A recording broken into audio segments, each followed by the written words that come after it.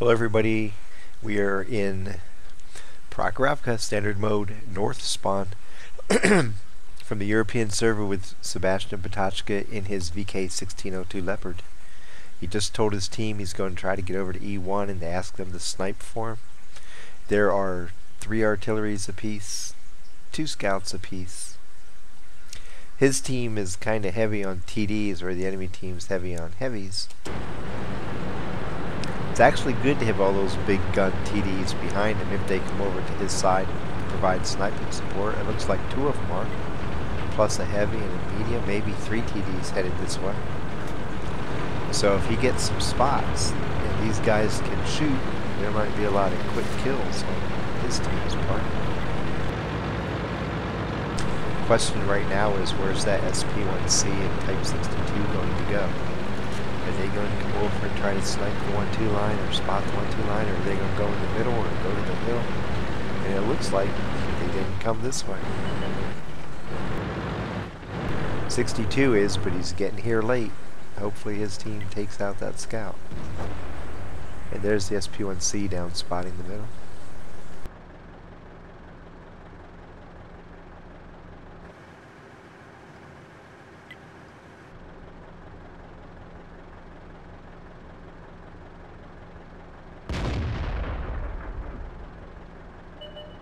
Everybody on his team is behind him, still just getting into positions. You just have to wait and be patient. There you go. Type 62, gone. Who's next? T29? Maybe the Comet. They'll probably go for the T29.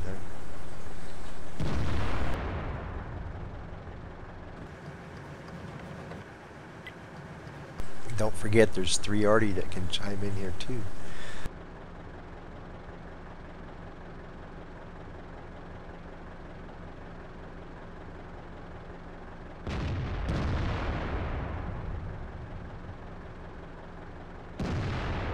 He has to be thinking, sure, heavies, come on, advance to the north. Come into this killing field for me so my team can shoot you. IS-2 falls. He wasn't paying attention, or he wouldn't even start it. SPC knows there's somebody up here in some of these bushes, and he's going to start randomly firing into the bushes to try to flush out whoever's up here. But he's being met by a T29, and that's going to force him to back off.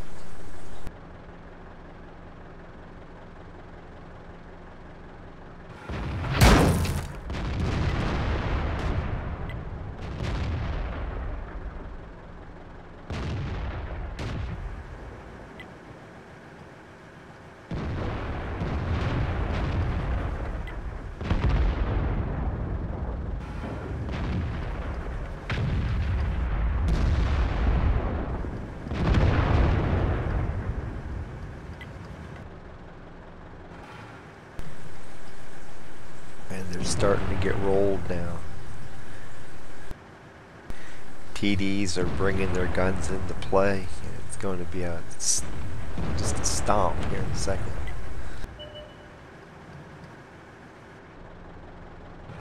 They really need to kill that SP1C.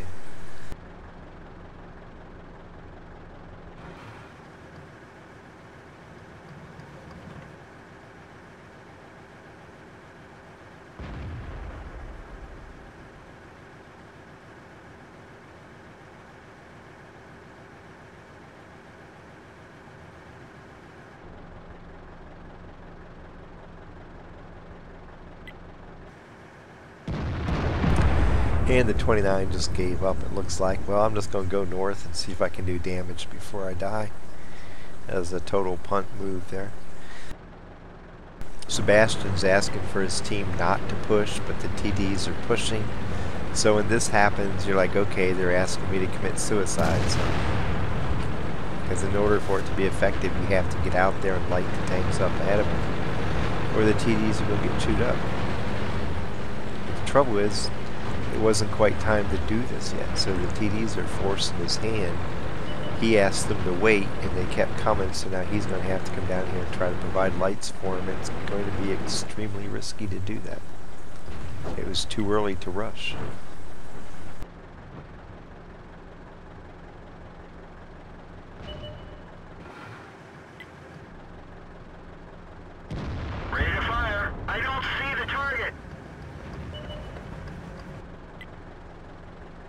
There's the other army.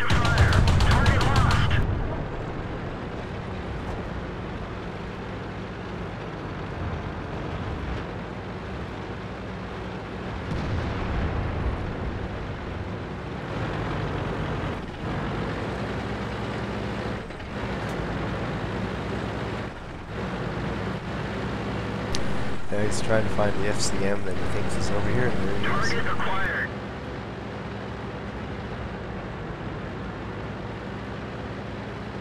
He's looking north, so Enemy armor is damaged. he decides to unload the equipment on him. Can't afford to get hit by that guy. And hopefully he's dead in a second. Where'd they go? There he goes. So it looks like everybody left the fights over here to the eastern side of the map. They got a couple mediums across the hill.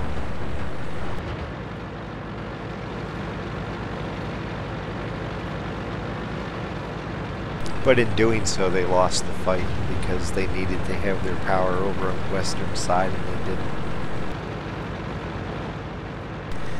So they have gained territory in the east, but they aren't going to be able to get back across the railroad tracks. They're going to get shot as they come over.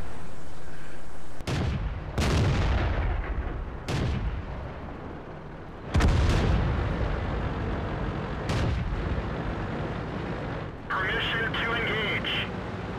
Enemy is hit. Enemy armor is damaged. Enemy armor is hit. Let's find another target.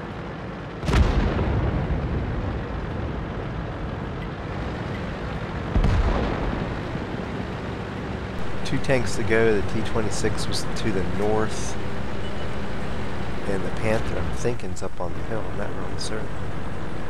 I don't know if it showed up before, but I don't remember seeing it.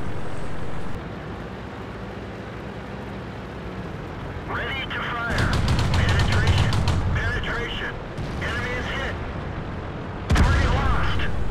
Just one tank to go. Panther 2 is definitely up on the hill. He's trying to snipe. He shot the building out so he could try to hit Sebastian next. There he is. Not good. In this way. We're Bam. done for. Everyone get out. So he gets one last kill to make himself feel good about losing by 7 tanks. Sebastian, in this fight, ends up with 467 damage, no kills, shot 32 of 54%. That's 32 of 54, 59%. But check this out: 8,001 spotting damage on 9 spots, 74,955 credits. One of the things you realize when you drive scouts a lot, and especially if you do it like most good scout drivers do, one mission you'll get a bunch of spotting damage. Next couple missions you maybe either balanced or do a lot of just regular damage. Those missions where you rack up the spotting damage, you earn so much money it's crazy. Because of the fact you're getting so much spotting damage, man, you can rack up some good income if you spot. He ends up with 2,279 XP, didn't survive. Matter of fact, he died just with seconds to go in the fight, which kind of sucked. He got a scout and patrol duty medal, then spotter and fire for effect. Gives him a battle score of 2,329, and as I said, that goes into 3rd place on the 1602 list. It's another proc map, and another proc map where you see the scout move into the bush unopposed at E1. Now what you don't see, there's been a couple films where you see people get countered and they have to move out. But for the large part, you're seeing a lot of successful approaches to E1, and there's nobody there to fight back. And you have to understand that every time you try to spot in E1, you're not going to get to do it for free. These are the best missions where you get to do it for free to end up in the Hall of Fame. But a lot of times, the majority of times you go to E1, if the enemy is competent at all, you're going to be opposed over there, and you have to be ready to evade and escape. So a couple weeks ago we had a couple missions where people had to leave as they approached, But don't think these missions after missions after missions in Proc and Fiery Salient where you see somebody go to E1 and they sit up there and get all kinds of spotting damage. That doesn't happen every time you try it. So it's like, don't think, it's like, hey, how come that never happens for me? Well, because Sebastian doesn't have it happen every time for him either. The missions where he has to abort and go do something else, he doesn't rack up enough totals to end up in the Hall of Fame, so you don't see those. Just understand it's not like an everyday thing where you go over there 5, 6, 7, 8 missions a day and just sit up there and rack up 6,000, 7,000 points of spotting damage. These are like the best cases when nobody opposes you. You have a team behind you that's ready to shoot and there's a lot of firepower and they just mow everybody down. These are like the best examples of how it works over there. So just keep that in mind. From Prokhorovka North, heading to E1 and racking up 8,000 points of spotting damage. Happy hunting.